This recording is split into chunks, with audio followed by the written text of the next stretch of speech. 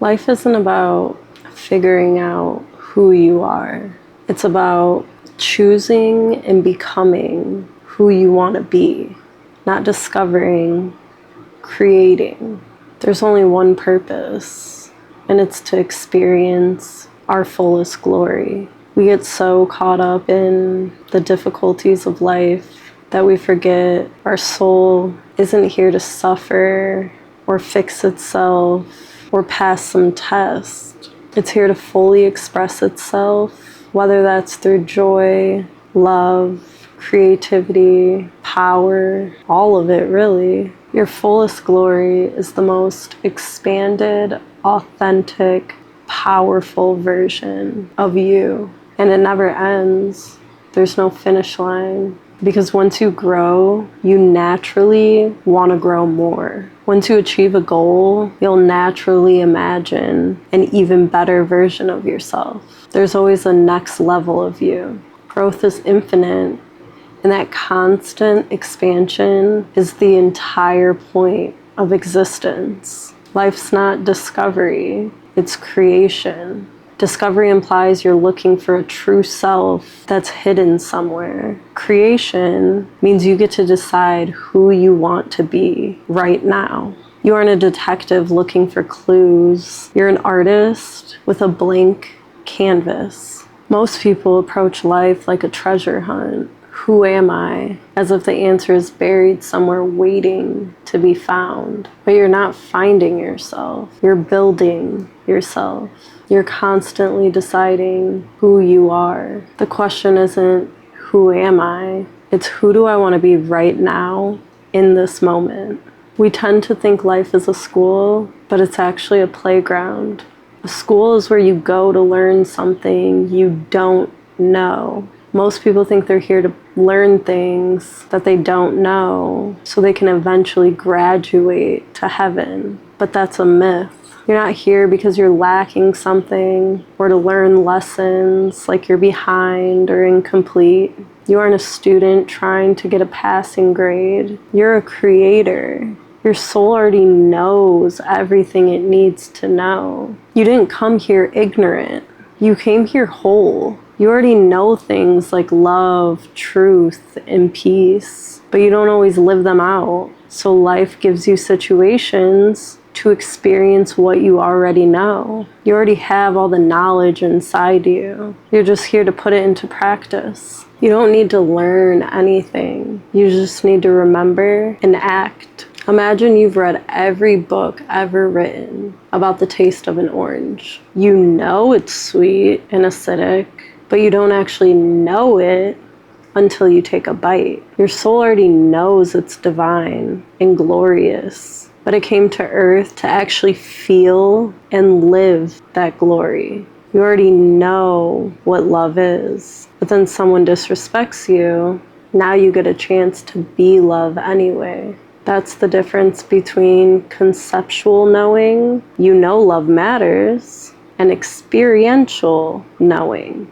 You chose love in a hard moment. You're here to remember and recreate who you are. Instead of learning new things, you're remembering your true nature. Remember doesn't mean recalling facts. Remembering means coming back to your higher nature, which is love, truth, power, and peace. Recreate means choosing to embody that again and again, especially when it's hard. So take what exists as spiritual truth inside you and make it real through your actual choices, relationships, and experiences. The gap isn't knowledge, it's embodiment. The goal of life is to remember that you are part of something divine and then act like it, embody it, be it. We are human beings. If you take this seriously, your focus shifts, and instead of, why is this happening to me? What lesson am I supposed to learn? You move to, what do I want to be in this situation? What version of me am I choosing right now? That's where your power is. It doesn't mean pain isn't real. growth doesn't happen. You magically just bypass your emotions. It means you don't need to see yourself as broken or behind.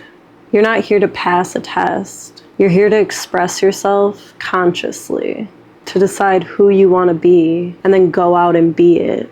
Expand who you are again and again. That, I believe, is the purpose of life here on earth, is to be who we want to be, not who our parents told us to be, not who our teachers told us to be, not what society told us to be, what we want to be. And I think the sooner we realize this, the easier it gets, because we're creators.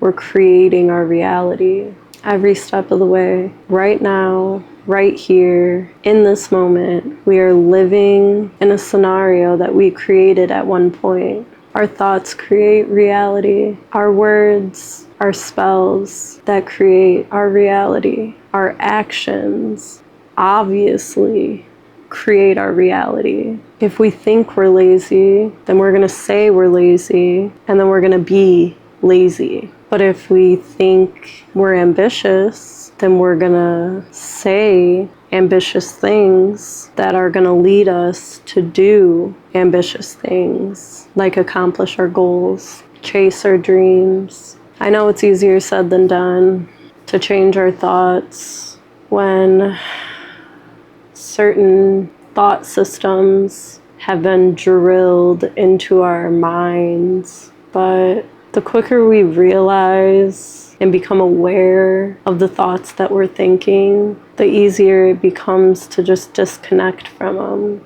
instead of just sitting and ruminating in them to the point where it ends up creating our reality. God created us to create our reality. He gave us free will to create our reality. We have a choice. We can choose to be negative and do nothing, or we can choose not even just to be positive. We could even choose to be just neutral, but to do something, to create something. And the more we choose to create experiences that light us up, the more positive we will become. Life is always going to throw us opportunities to prove that we are love. Now, are we always going to choose love? I don't know. That's up to us. But we do have a choice. We always have a choice. Are we choosing to experience life in our fullest glory, our most expanded, authentic self, stepping into our full power? Or are we choosing to be what the world told us we were? That's the message. I love you guys, and I will see you in the next video. Bye.